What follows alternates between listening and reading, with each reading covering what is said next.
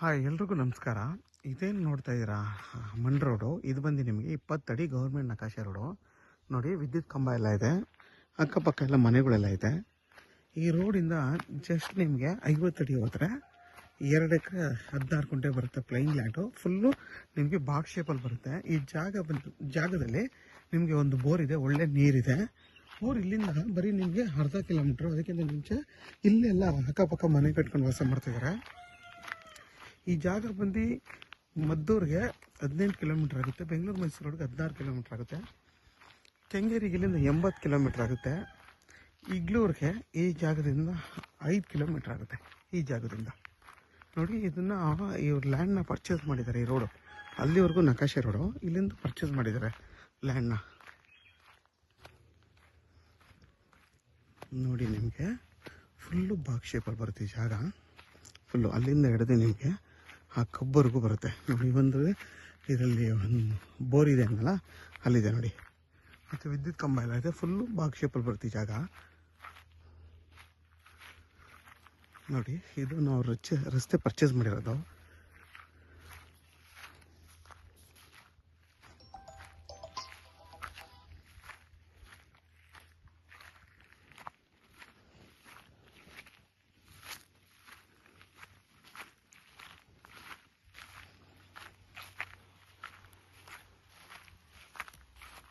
ಇದ್ರ ಬೆಲೆ ಬಂದು ಪರ್ ಗುಂಟೆ 2 ಲಕ್ಷ ಹೇಳ್ತಾರೆ.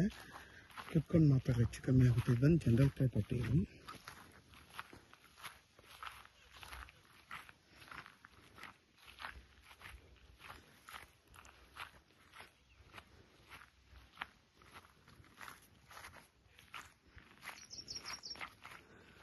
ನಿಮಗೆ ಈ ಜಾಗ ಬಂದು ಈಸ್ಟ್ ಫೇಸಿಂಗ್ ಬರುತ್ತೆ.